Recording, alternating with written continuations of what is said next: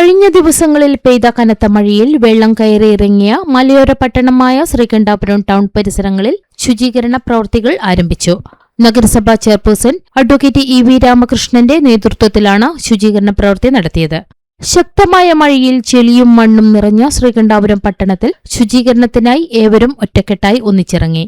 നഗരസഭാ chairperson advocate E V Ramakrishnan നേതൃത്വം നൽകി. കൌൺസിലർമാർ, വ്യാപാരി വ്യവസായി പ്രതിനിധികൾ, ഹരിതകർമ്മസേനാംഗങ്ങൾ, നഗരസഭാ കണ്ടീജന്റ് ജീവനക്കാർ, വിവിധ സംഘടനാ പ്രതിനിധികൾ എന്നിവർ കൈകോർത്തായിരുന്നു ശുചീകരണം. വെള്ളപ്പൊക്കം ശ്രീകണ്ഠപുരത്തിന്റെ പരിസര മേഖലയാകെ തന്നെ 2019 സമാനമായ ഒരു സാഹചര്യം സൃഷ്ടിച്ച കാര്യം നിങ്ങൾക്കെല്ലാം അറിയാം.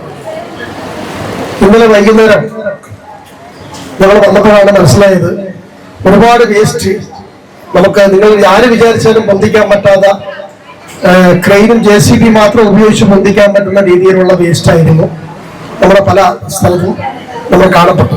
അത് മാറ്റിയില്ലെങ്കിൽ ഉണ്ടാകുന്ന പ്രയാസം ഇവിടെ ടൗണ് തന്നെ എപ്പോഴും സ്ഥിരമായി വെള്ളപ്പൊക്കുന്ന ഒരു സാഹചര്യം ഉണ്ടാകുന്നത് കൊണ്ട് തന്നെ അവിടുത്തെ ഒരു വ്യാപാരി സുഹൃത്തിന്റെ സഹായത്തോടു കൂടി, പേര് ബിജു പറയാതിരിക്കാൻ പറ്റില്ല, 2-3 ആളുകളെ സംഘടിപ്പിച്ച് നമ്മൾ ആ 3 പേരെ കൊണ്ട് വൈകുന്നേരം ഒരു 5 മണി മുതൽ 7 മണി വരെ വലിയ കെട്ടുകൾ ഞങ്ങൾ നീക്കം ചെയ്തു. പിന്നെ അസാധ്യമായ മുഴുവൻ കെട്ടുകളും ഞങ്ങൾ എങ്ങനെയും കൂടെ എടുത്ത് മാറ്റിയത്, ഞാനടക്കം നോട്ടീസായി അടക്കുന്നു.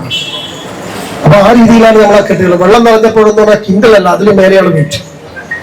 അപ്പൊ എത്ര കുത്തിയാലും പ്ലാസ്റ്റിക്കിനോട് വെള്ളം നിറഞ്ഞാൽ പിന്നെ അറിയാലോ, ചാക്കിന് കുത്തി കൊണ്ടേക്കാം.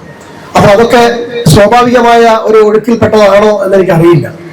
അത് പരിശോധിക്കും ഞങ്ങൾ എന്തായാലും നഗരസഭ. കാരണം എനിക്ക് വ്യാപാരി സുഹൃത്തുക്കളൊക്കെ പറയാനുള്ളത്, നമുക്കറിയാം ഒരു ബുദ്ധിമുട്ട് നമുക്ക് ആരും വിചാരിച്ചാലും സൃഷ്ടിക്കാൻ കഴിയും. പക്ഷെ പ്രശ്നപരിഹാരം എന്ന് പറയുന്നത് അസാധ്യമായ ചില പ്രശ്നം പരിഹരിക്കും. കാരണം അത്രയും വലിയ കെട്ട് ആ പൈപ്പിനുള്ളിൽ കുടുങ്ങിയാൽ പിന്നെ ആർക്കും ഒന്നും ചെയ്യാൻ കഴിയില്ല. ആ ഒരു സാഹചര്യം എന്തോ ദൈവാധീനം കൊണ്ട് അത് നമുക്ക് മാറ്റിയെടുക്കാൻ എന്നുള്ളത് അതുകൊണ്ട് സാധിച്ചു. അതിൻ്റെ ഒരു ക്ഷീണവും പ്രയാസവും ഉണ്ട്. ചെറിയൊരു പ്രയാസം ഉള്ളതുകൊണ്ടാണ് ഞാൻ ഗ്ലൗസ് ഇടാതെ, എനിക്ക് തീരെ മടങ്ങാനോ നിവരാനോ പറ്റാത്തൊരു സാഹചര്യം ഇന്നുണ്ട്. അപ്പോൾ അത് കൂടെ മനസ്സിലാക്കിക്കൊണ്ടാണ് ഞാൻ ഗ്ലൗസ് ഇടാതെ ഇവിടെ വന്നിരിക്കുന്നത്. നിങ്ങളിവിടെ ജോലി ചെയ്യാൻ അല്പം ബുദ്ധിമുട്ടുണ്ട്, സംസാരിക്കാൻ ചെറിയൊരു ബുദ്ധിമുട്ടുണ്ട്. അതുകൊണ്ട് എല്ലാവരും ക്ഷമിക്കണം. നമുക്കറിയാം വലിയ നമ്മളെ മാലിന്യങ്ങൾ നീക്കം ചെയ്യുമ്പോൾ നമുക്കറിയാം ചെറിയ പ്ലാസ്റ്റിക്കുകൾ മാത്രമേ ഉള്ളൂ. മഴയത്ത് അടിച്ചു വാരിയാലൊന്നും കിട്ടില്ല. പറ്റാവുന്ന പ്ലാസ്റ്റിക് മാലിന്യങ്ങളും മറ്റു സാധനങ്ങളും ബാഗിലാക്കുക. അതോടൊപ്പം തന്നെ അതിന്റെ മുൻകരുതൽ എന്ന രീതിയിൽ ഒരു ഗുളിക നമ്മളിവിടെ നൽകുന്നുണ്ട്.